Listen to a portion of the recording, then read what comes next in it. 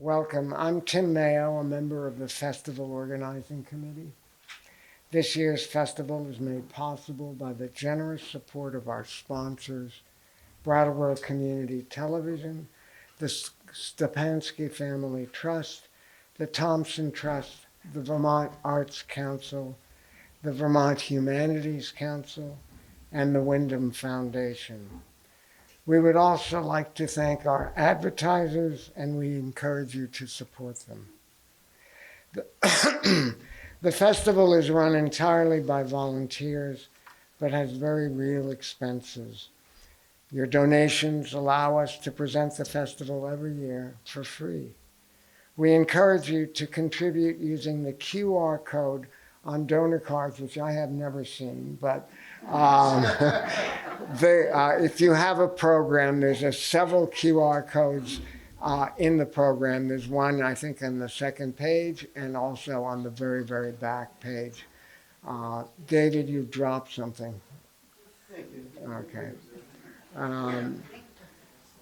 And in any case, so if we encourage you to use the QR code in your program to donate online or to use the donation boxes, and we do have one here. You'll see at various venues. We can't do it without you, and we really appreciate your support. Please take a moment now to turn off the ringer on your cell, but please do use it to take photos and share them with us on social media.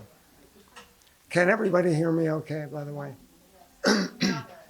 No, can you turn up the, hello? Can you turn up the? Oh, sure. Yeah, thank you.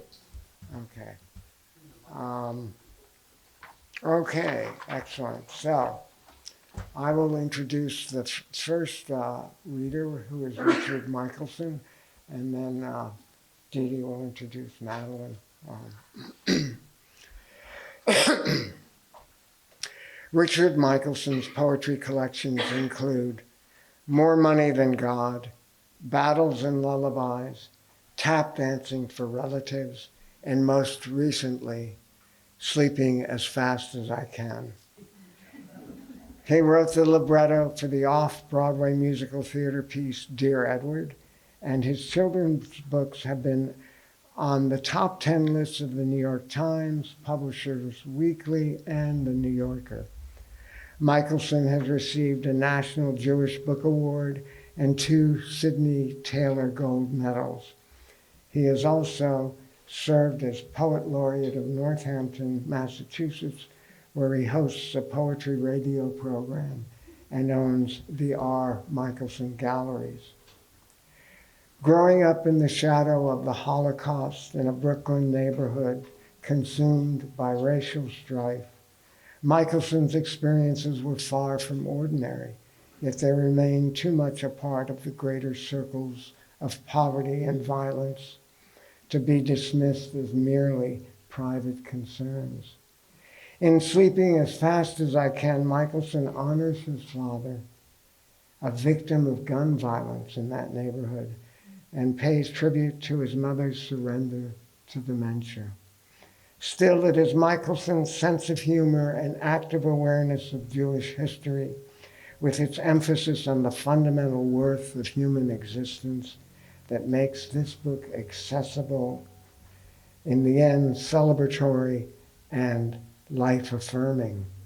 His poems are often elegant examples of form, sonnets galore, a ghazal, and one of my favorites is his villanelle, which explains escaping from the neighborhood where he grew up to become a writer.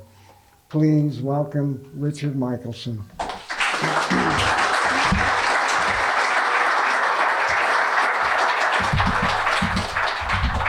Thank you. It's a pleasure to be reading at the Brattleboro Book Festival. This is actually my 3rd time here. Let me just make this a little higher if I can.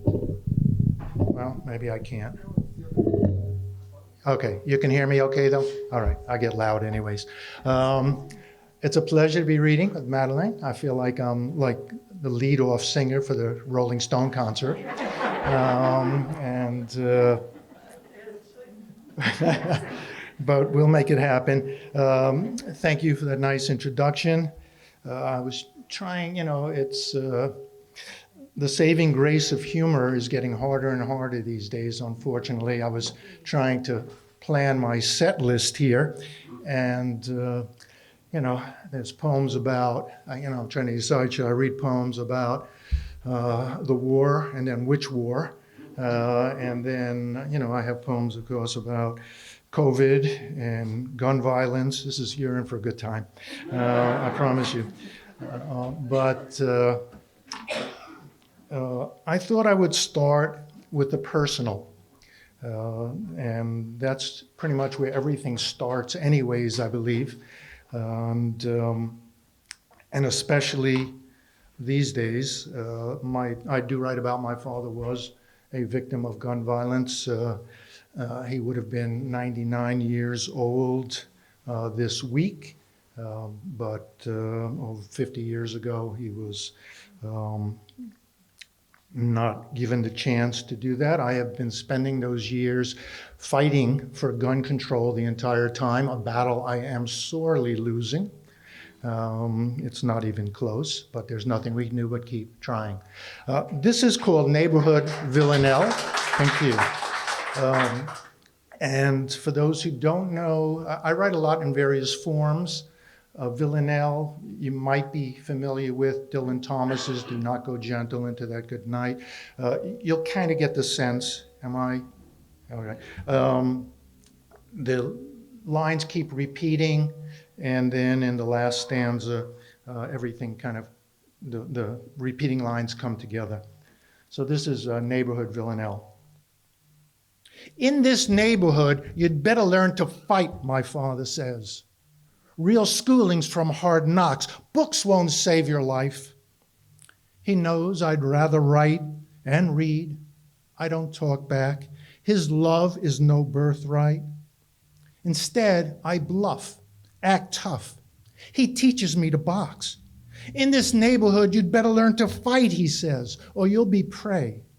Better tough Israelite than studious black hat, defenseless orthodox. Books won't save your life. I know you'd rather write. Next day was Hanukkah, the festival of lights. Hey, Jew boy, some kids jeered, as if I wore earlocks. I was no Maccabee. Bluff called, I could not fight. I came to battered, bruised, but had no appetite for bloodshed or revenge. Instead, I walked for blocks, prayed books would save my life. I swore someday I'd write these lines, and now I have.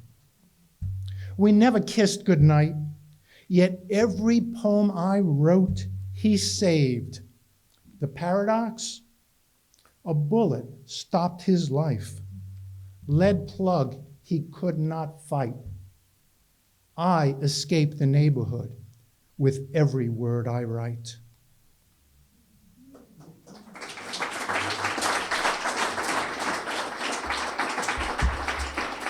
Thank you. A number of years ago, I had the honor to go to Russia. It's sadly something I think will no longer be possible for the next generations. It was wonderful. They love poetry over there.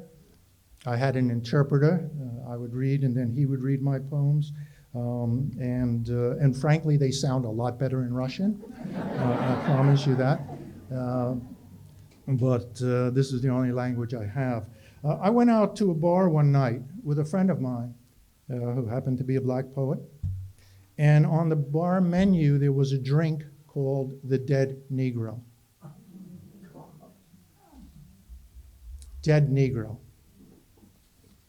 Nothing is where I left it.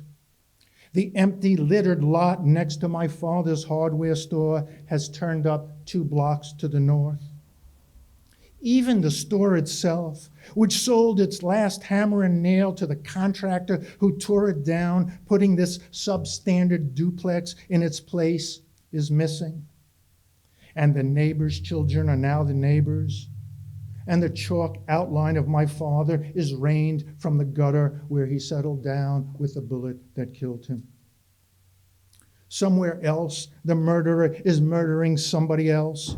But everything is the same in this poem where the poet misplaces his keys.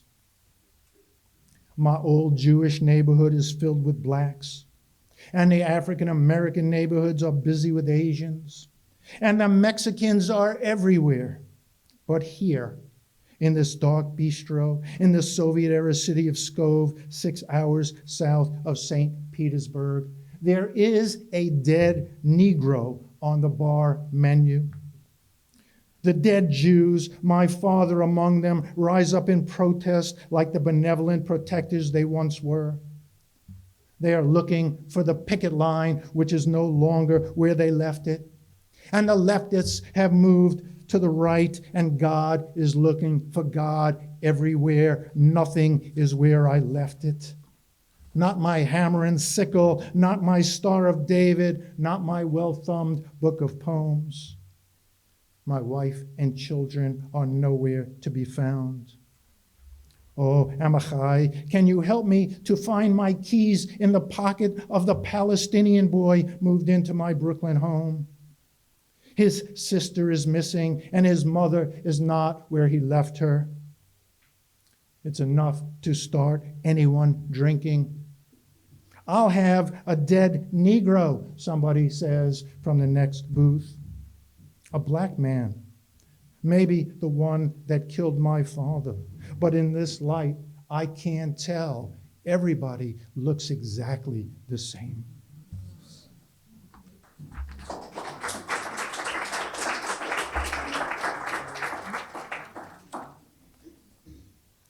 Okay, settle in. This is the longest poem I'm going to read. I'll give you advance notice. We'll do it early while you still have some energy.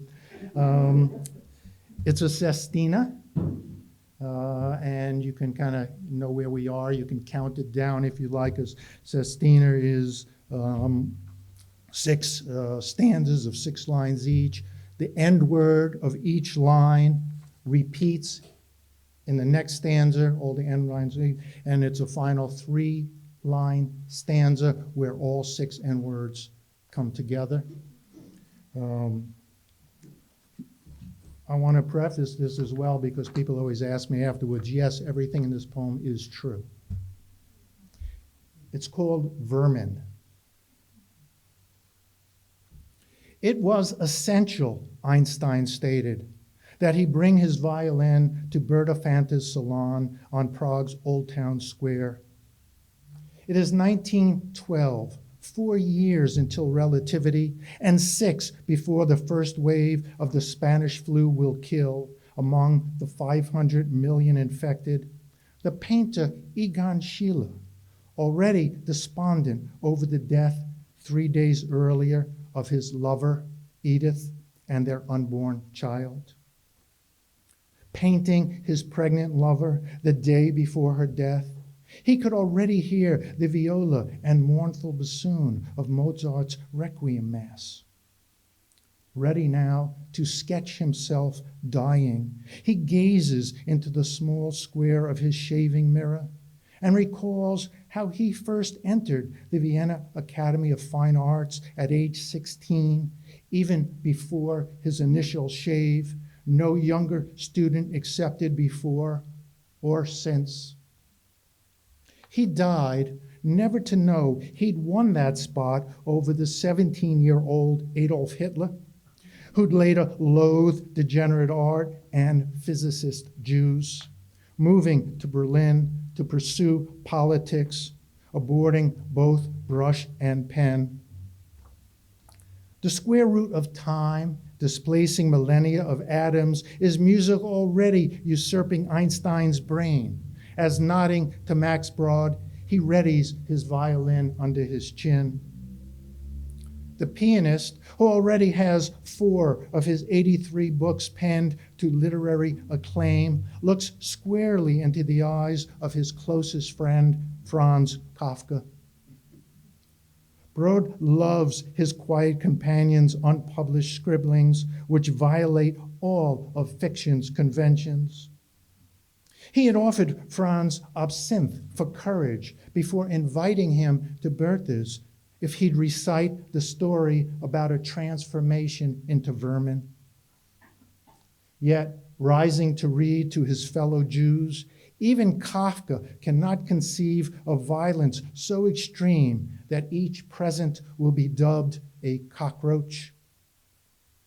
For now, though, let's leave these imaginative culture lovers in paradise. And in a Kafkian absurdity of E equals MC squared, time travel to British Columbia, where we'll reappear squarely inside a brothel owned by Bavarian-born Friedrich Trump. Theoretically viable, we can locate the villain who, full of self-love, emigrated at 16 to avoid the military draft. He has already planned his move to Queens, where he'll die 5 months before Sheila of the same deadly flu, his atoms still infecting us via his grandson's love of Hitlerian speech. Even Kafka cannot square anti-alien taunts with Melania's Einstein visa violation. I pray thee, Lord, a fevered Mozart pleads. Forgive me, forget me, I am done for.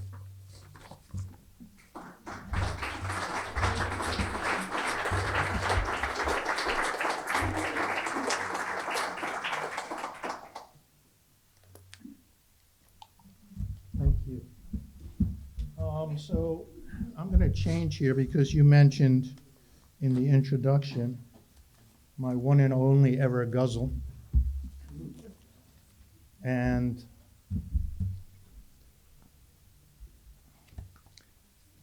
unfortunately, I can no longer read my own books. You'll see when I'm doing a reading, I print these things out in like 24 type. Let me find this. So a ghazal is a poem where it's couplets, and the end line of the first 2 lines is the same. The end words of the last 2 lines are the same. Every other line ends with the same word. And in the last couplet, the author addresses themselves. Those are the rules. You have to follow them. This is called Lucky Jew Ghazal.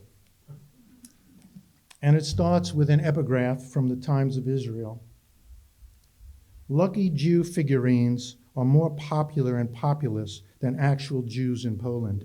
So this is true. So, I went to Krakow years back in a heritage tour, which a lot of Jews do, which helps the economy there of Krakow keep going. The interesting thing, of course, is that they wiped out all the Jews, and now their economy is based on non-Jews selling things to Jews, and the fact that the streets are lined with these little people selling these little figurines called lucky Jews that you put in your house and they bring you good luck. I mean,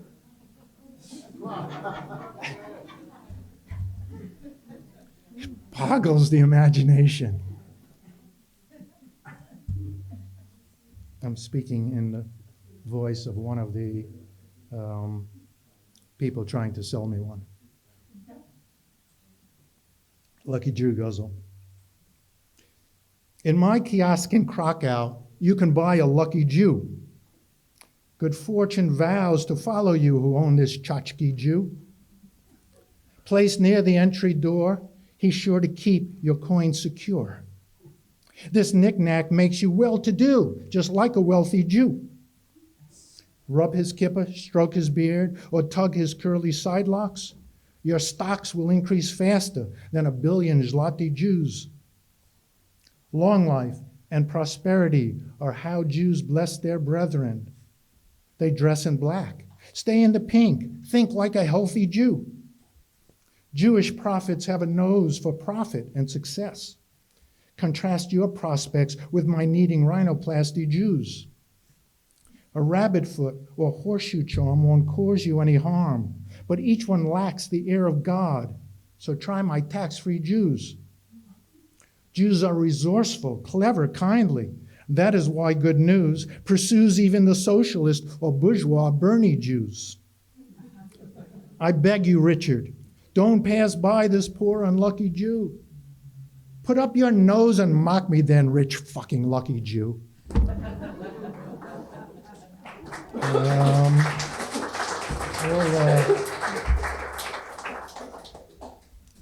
A little end political humor there since Madeline, where we talked about defeated Bernie in her second run for governor. We love them both, but all right, let's move on to something happier here. How about the pandemic?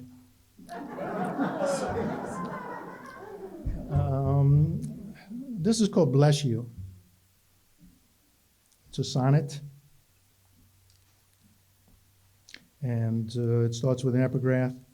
Since sneezing was the first sign of falling ill with the plague, Pope Gregory ordered prayer for divine intervention. And that, in fact, is the reason you say bless you when somebody sneezes.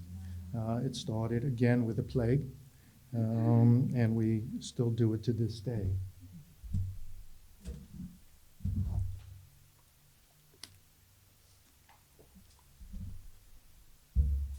Bless you.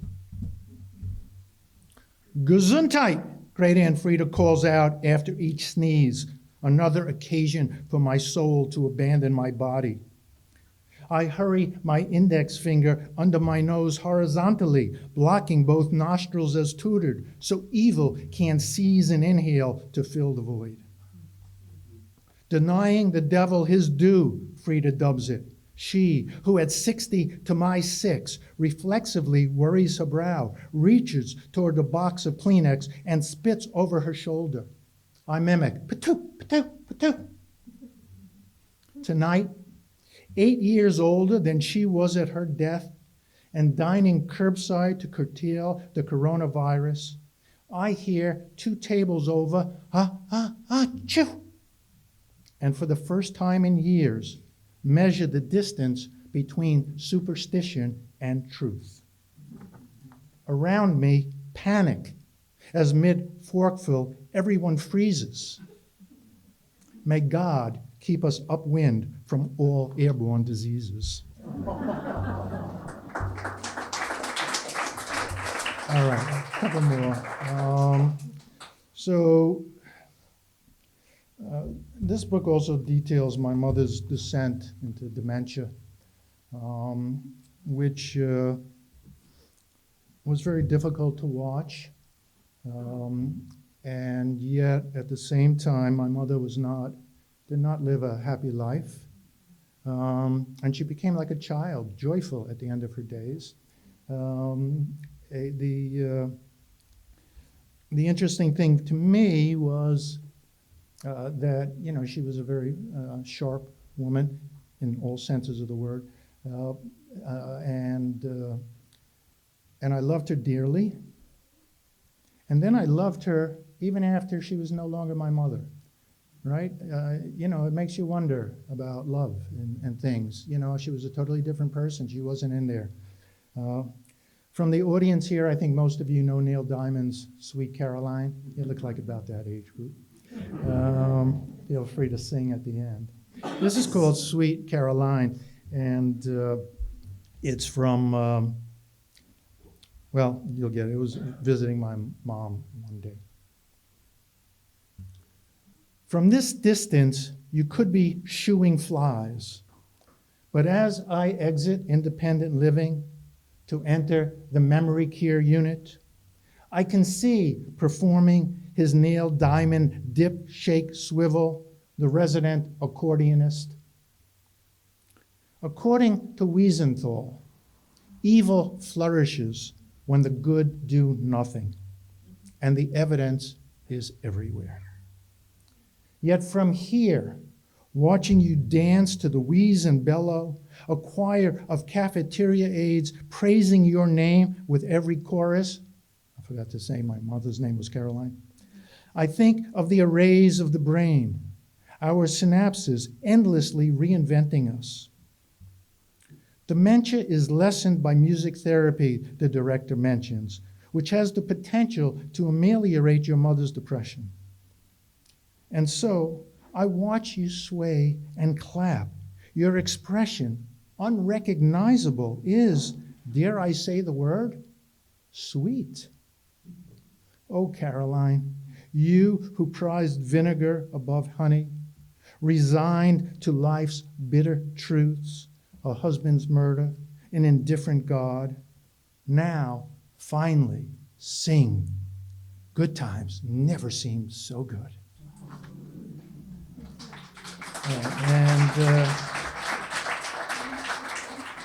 I'm going to end with two short sonnets and then cede the stage. This is called Unveiling.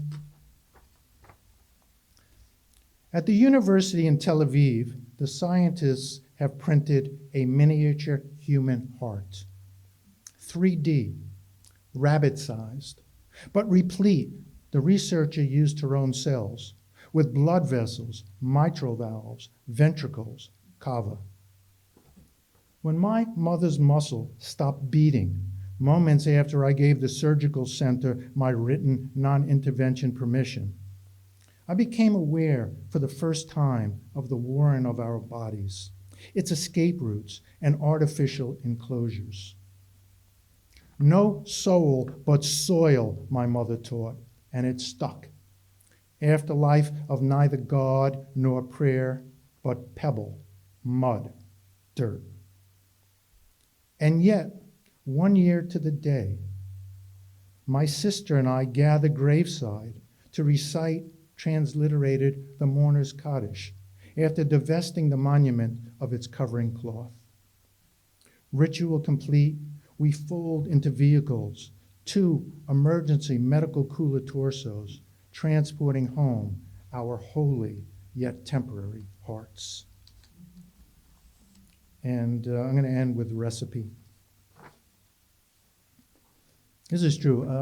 Where I live in Northampton, Massachusetts, there was a bread store, and the fellow who owns it was a poet. And I thought this was brilliant when I moved there. He was giving away free bread with every purchase of a $5 poem.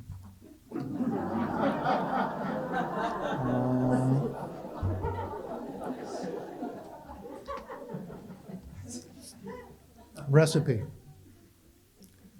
At the bakery, the bread is free, but the poem recited before baking each loaf costs $6.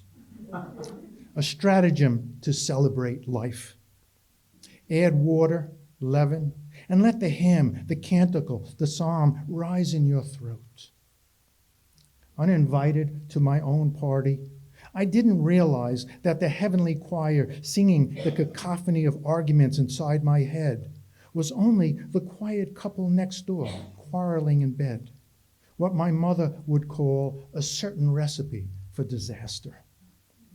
Of course, everyone deserves health care, shelter, food, even sexual satisfaction. I used to believe in intelligence. Now my wife wants to add loving kindness into the mix. Do we need to hear more from our gods or less? Odd how laughter's portions are larger on the poorest menu. Lord, give us the strength to feed each other and continue. Thank you.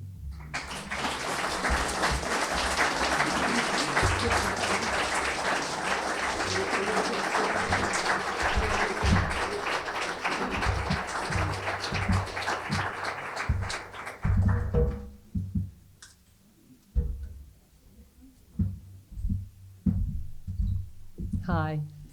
Rich, that was wonderful. And I might add that Richard hosts Northampton Poetry Radio, and it's a wonderful show. And he recently had Madeleine Kunin on his show, so you can listen to their wonderful interview. So my name is Dee Dee Cummings. I'm an independent publisher located here in Brattleboro. Last night we celebrated our 10-year anniversary thanks to the Brattleboro Literary Festival for believing in independent small press publishing. Really appreciate it. I think I was still in my startup mode. It's a challenge to be a publisher. During the pandemic, I almost shut our doors. But I remember about 4 years into publishing, I got a call from New York City from a literary agent, the venerable agent, Martha Kaplan, Madeline's agent. And she said in her agent voice, "I don't know why Madeline wants to publish with you, but you're a publisher in Vermont, she likes that.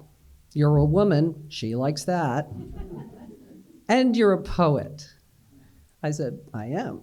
And there you go. So Madeline had published many books in New York at Alfred Knopf and all these, and she wanted to go local and in Vermont, so what a thrill for me. So the first book I published was Coming of Age, My Journey to the 80s. And now we're gonna have to have Coming of Age, My Journey to the 90s. Madeline just celebrated her 90th birthday.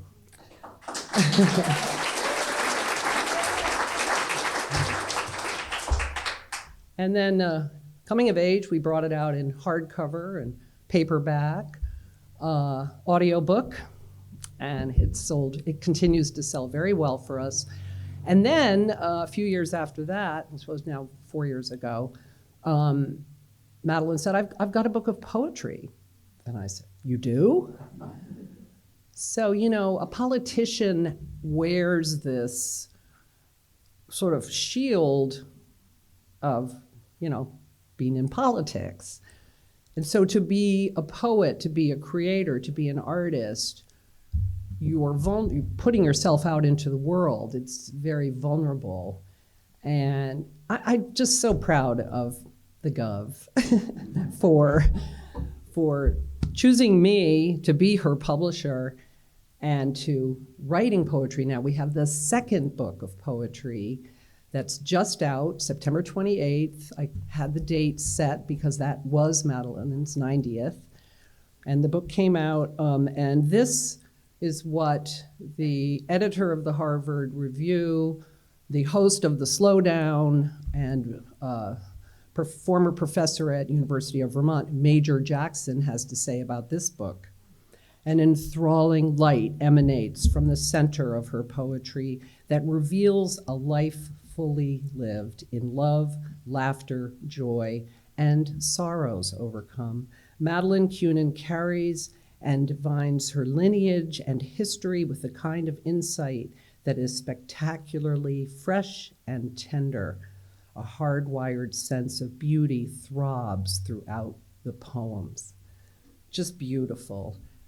So Madeleine Kunin, many of you know, was the first woman elected governor of Vermont 3 terms. I remember being in college and really excited about this. I was a newly minted feminist back in the 70s, and Madeline was coming of age in her own career. She also served as U.S. ambassador to Switzerland and was the deputy secretary of the Department of Education under Clinton. Madeline has written 4 previous books, Living a Political Life, Alfred Knopf, The New Feminist Agenda, New York Times Editor's Choice, Pearls, Politics, and Power. How's that for alliteration? And Coming of Age, My Journey to the 80s. Madeline is also involved with UVM. They have her papers. James Marsh, professor at large for the University of Vermont, and she will occasionally do lectures, etc. Also, she was on the board for the Institute of Sustainable Communities, a non-governmental organization that she co-founded in 1991. And Madeline also launched Emerge Vermont to encourage and support women entering the political arena. So, pretty good. So enough from me. This is about Madeline. And let's give a warm round of applause for Madeline.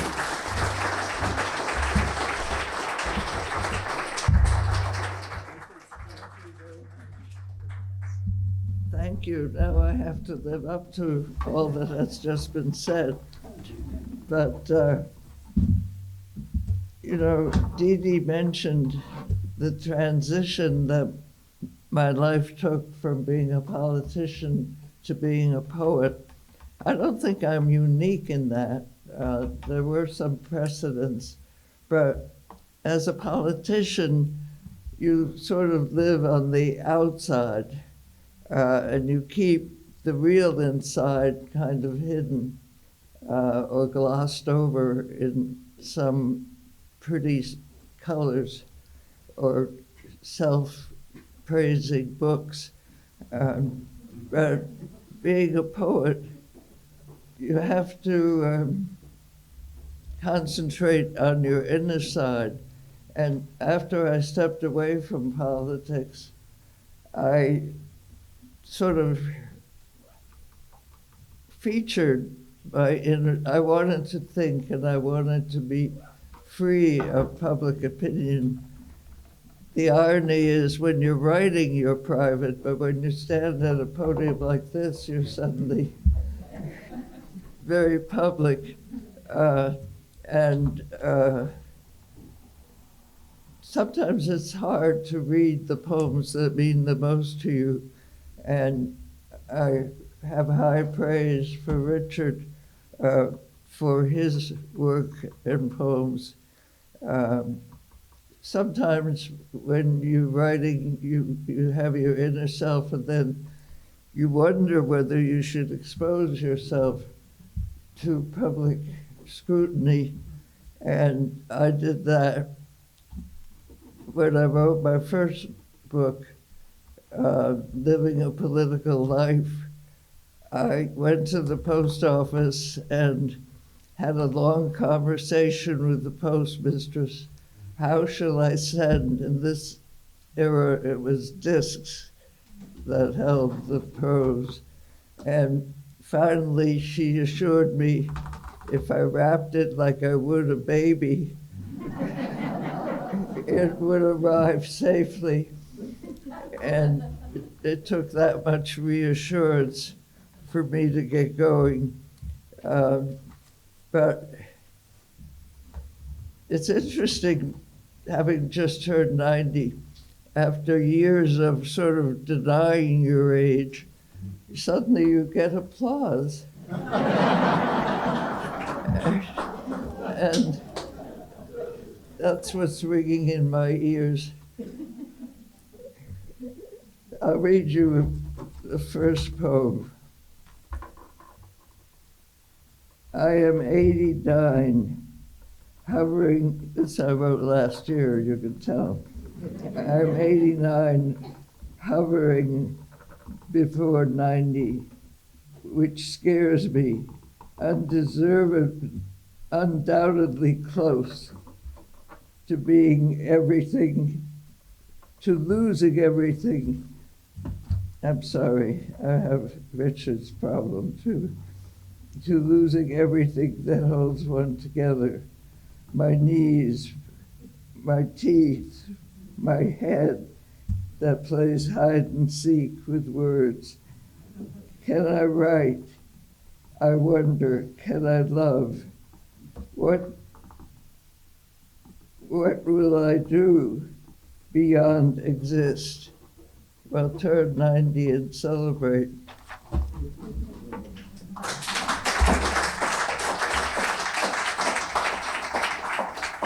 This is a poem that is in my last book, not the new one.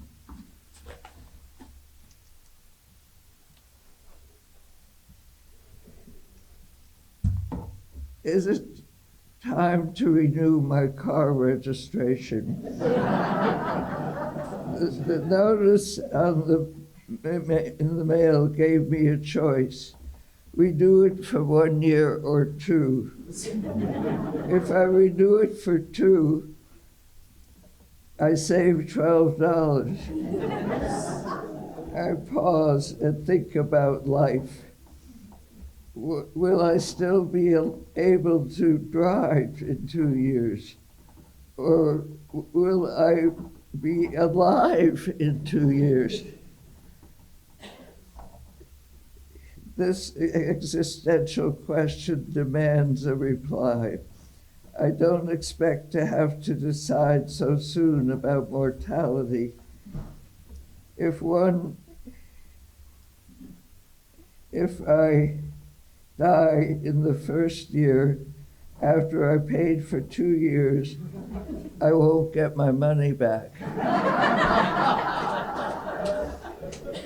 That much I know. But if I renew my registration for 1 year and last for 2 years, I will have lost the discount. I agonize too long. It comes down to 2 basics. Am I an optimist or a pessimist? The Department of Motor Vehicles remains silent, offers no advice. I sleep the sleep of the undecided. I sleep the sleep of the undecided. I wake up in the middle of the morning and say to myself, what the hell? I'll write the check for 2.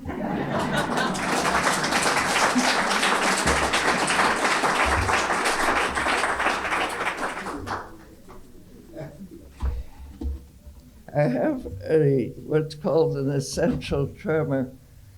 It's not dangerous, it's just uncomfortable. But it's interesting that I too have a poem with the word Kaddish about my father. And this is probably the hardest poem to read, but I'll read it. My father died when I was 2.5 years old, some 85 years ago. I work hard to picture him alive, so I can warn him on the anniversary of his death and recite Kaddish according to law. Photographs, some brown, some black, are the only leavings of his life. Small swatches that I tried to sew together into a garment that fits his elegant prose. He was a miser with memories and with his love for me. If he had really loved me, would he have killed himself by sliding over the edge of the rowboat and letting himself slip into the blue waters of Lake Zurich? Was it sunny on that July day, 1935? I like to think that the lake sparkled, that the first gulps of water tasted fine, quenching his tortured self. When did the water turn black? When was he retching for air? When did his feet scream?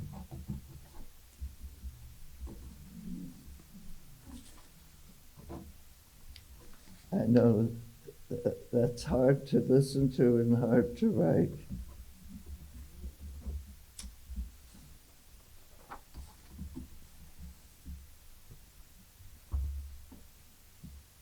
Fear. Yes.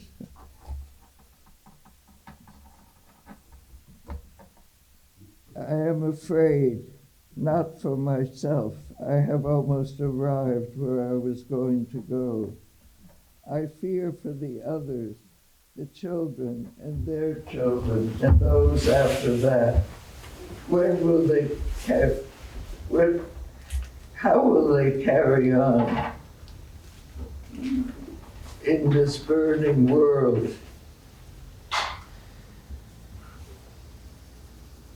They read the words, "Do not touch," nailed to the globe, like for toddlers trained to stay away from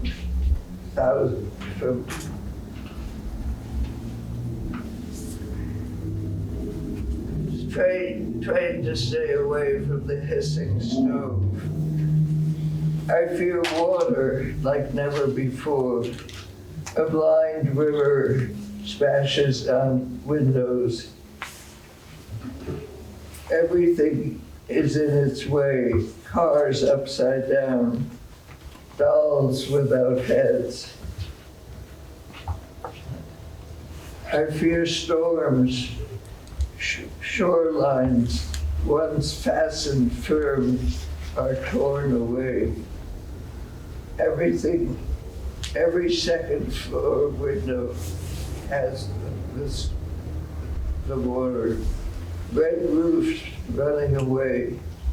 I see a farmer standing before his field, grown hard as a dinner plate. Drought crushes it to dust.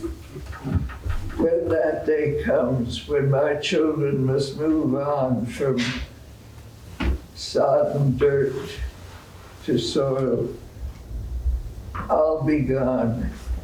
But now, as we wait, I grow afraid.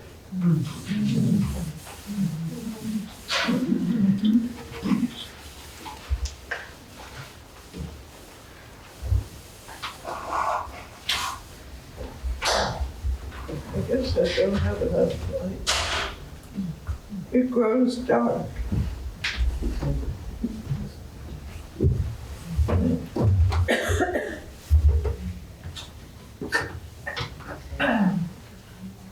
I don't know if you can turn on that. Oh, the light? Okay, it grows dark. It grows dark before I'm ready to turn on the light under a smudged sky. Spanning above my head, splinters of faded blue push through that tufted quilt. Oh, for the return of the yellow sun, gushing with light, spilling off. I'm so sorry. Spilling all over the place until 9 o'clock at night. Now earth turning, now sun shadow, throwing light on someone.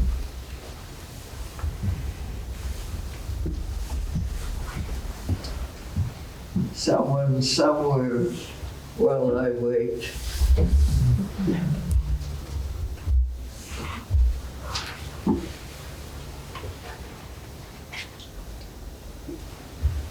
Second time around, I decided to read the book again because the prose was so thick. It deserved more than one go-around to untangle. Surprise! Second time around, the words were virgin new. Printer's ink unsmudged. I turned the page. Had I really read this before? Yes. I admired the writer, with awe and envy, chewing on each word, enjoying the taste. How could I have lost the second word so fast, leaving my mind barely touched? The first time I had told the world how great the book was. The second time around, how great the book is.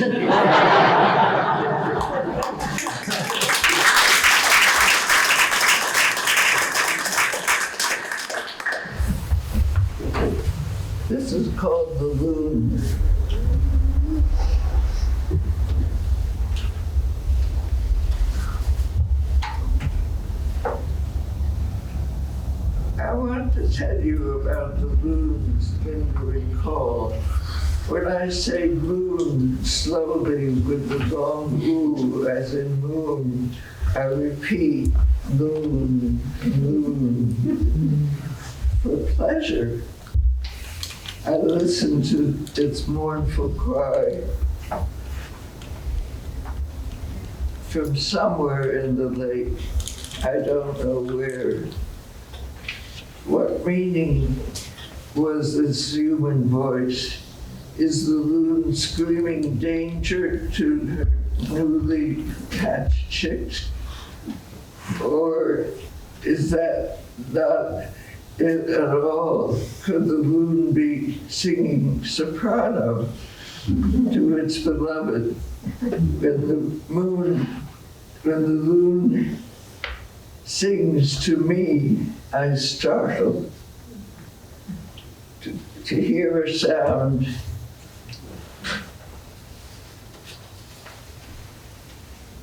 slicing through the air until it reaches my heart. I wait in suspended silence for second round. The air remains still. I listen for the memory of time-longing loon,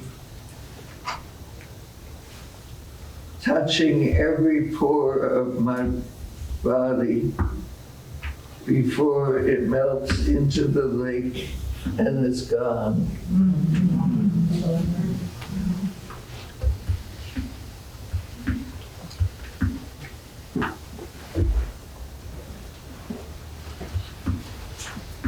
I'll turn to the book. This is called At the Eye Doctor. You can already anticipate.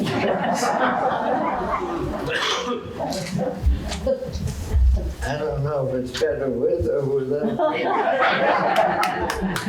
have an appointment for cataract surgery. Can't wait. So here I go back and forth.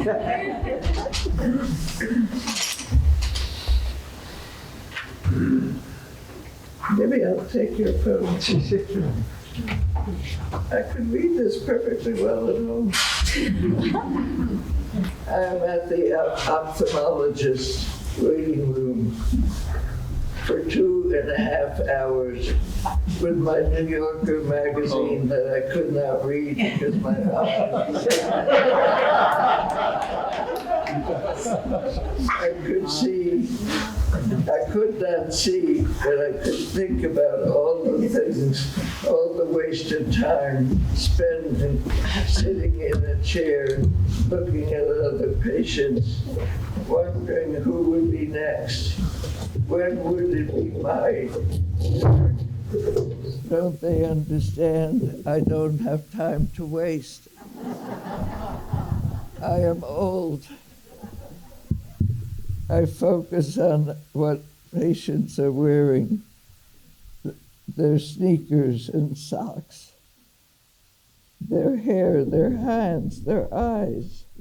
Meanwhile, I rehearse how I would complain to the doctor, to anyone, about how badly they manage the system. It was for the convenience of the doctor, not the patients. I would explain we were helpless, shifting for hours in our seats, staring at every nurse who walked by, hoping we would be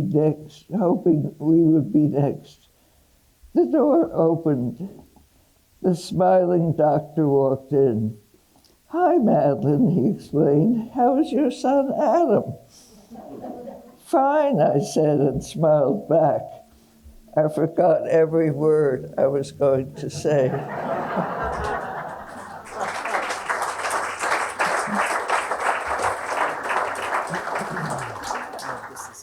This is Lost and Found. I looked under the bed first for my hearing aid. people over 65 will appreciate this more. But you'll get there. I looked under the bed first for my hearing aid. It might have fallen off when I just put my earrings on. Too dark to see much under the bed except for crumpled Kleenex. The silver piece that fit behind my ear would have glinted. It would have announced itself. I looked further in unlikely places, just in case.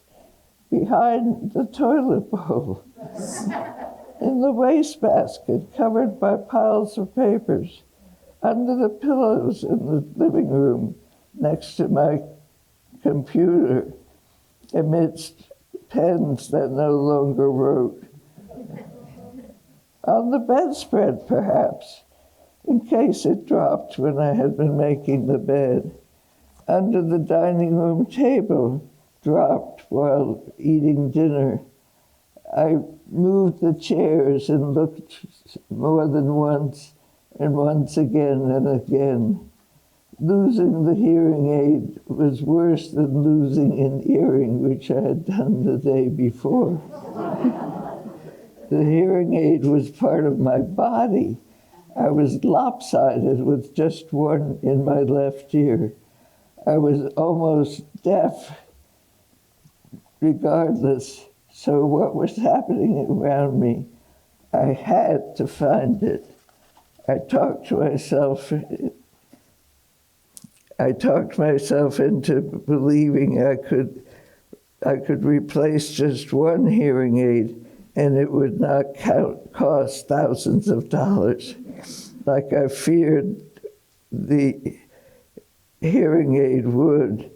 After my third round of searching both the house and my car, I called the Loose Hearing Center, and so to find how long it would take to get just one hearing aid. And God forbid, what would it cost? Stephanie was not in. Leave a message, I was told. I did, trying not to sound foolish. Having gotten that close to spending a fortune to buy a new one, I retraced my steps once more. I stopped for the fourth time at the small hallway table where I kept face masks and winter hats. I picked everything up with 2 fingers, one by one, and shook it. A tiny silver triangle hung from a string on a mask. Oh! I sang. Laughter bounced inside me. For the first time, I had found the secret source of happiness. Lose something precious like a diamond ring or a hearing aid. Look for it long enough to waste half or a whole day. Suffer self-flagellation. When all hope is gone, you find it. You want to do questions now? It's 12:02. Or one more. Oh, should I read one more? One more, I'm so and then we can have a few questions. I have to. I'm sorry for the. Oh yeah, that helps.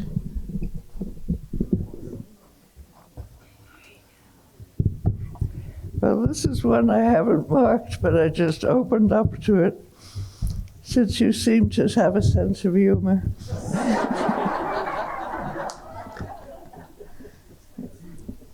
The best-looking tomato.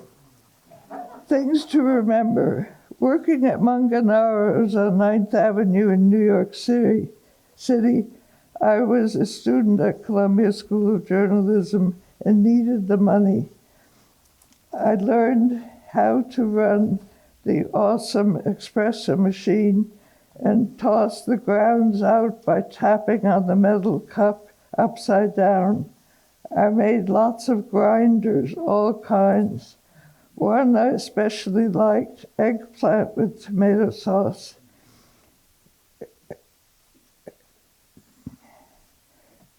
Ernesto and I worked behind the counter.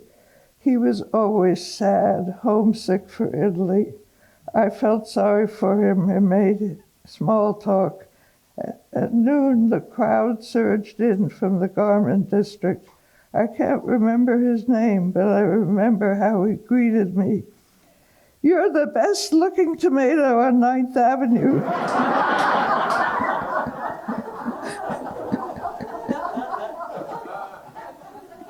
"You'll be a great authoress."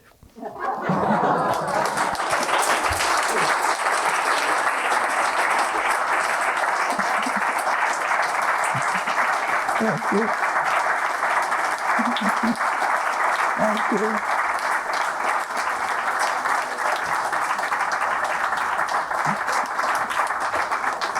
Thank you. Thank you.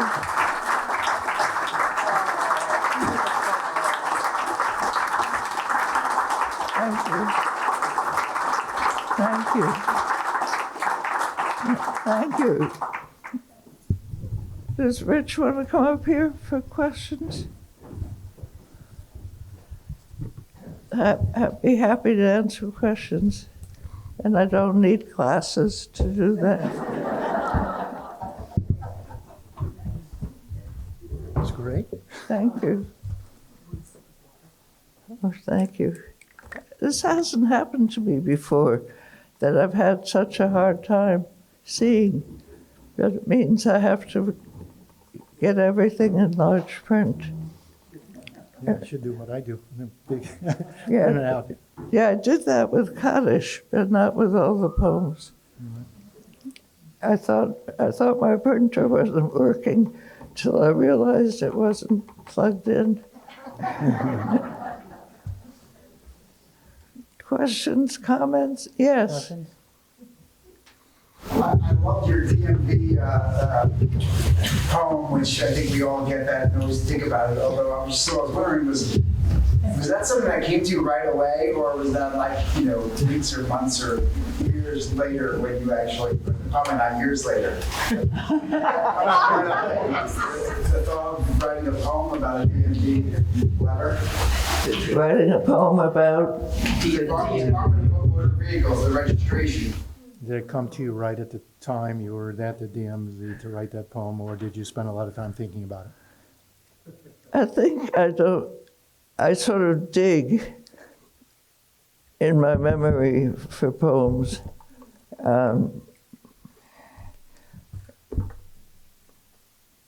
Most of the time, the idea comes easily, but then I rewrite it. I let it sit for a day or a week and go over it. And I'm not sure all the poems in the book, Walk With Me, are final. A poem is really a living thing, and there are many choices that you can make. And like when I wrote one poem, when I wrote Walk With Me, I first ended it with yes, I will.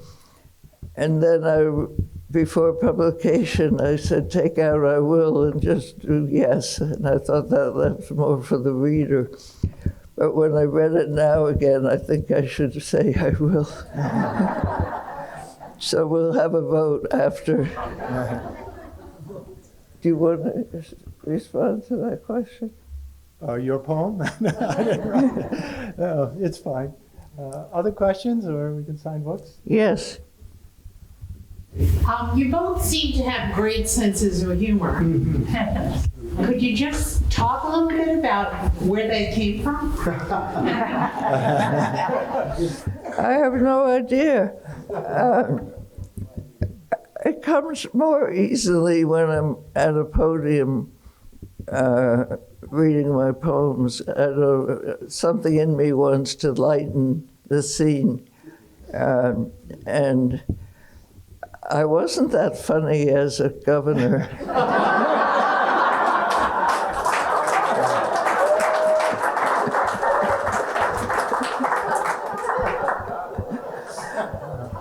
I think, I mean, frankly, historically, it's how Jews have survived. I think it's not unusual that, some of our greatest comics were Jews.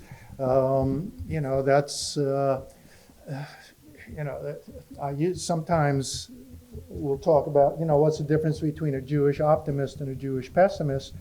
A Jewish pessimist says things can't get any worse, and a Jewish optimist says, yes, they can.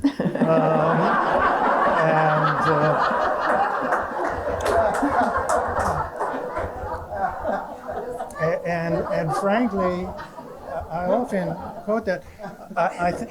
That was funnier last week than it is this week, unfortunately. You reach a point. But it also gives you a long perspective, I think. If you know history, I think we all need to learn history. It's not, only Jewish history. But when things are like they are today, which seems awful, the only thing that gives me some sense of relief is that we've been through this for millennia, and we have to. There's no alternative. You have to keep trying to make your little difference in the world, even as the world is raining on your parade, as it were. So I think that, without a sense of humor, how do we get through life? I don't know. Any other questions? Well, can I Thank speak you. for both of us and say we've can. enjoyed this, almost all of it?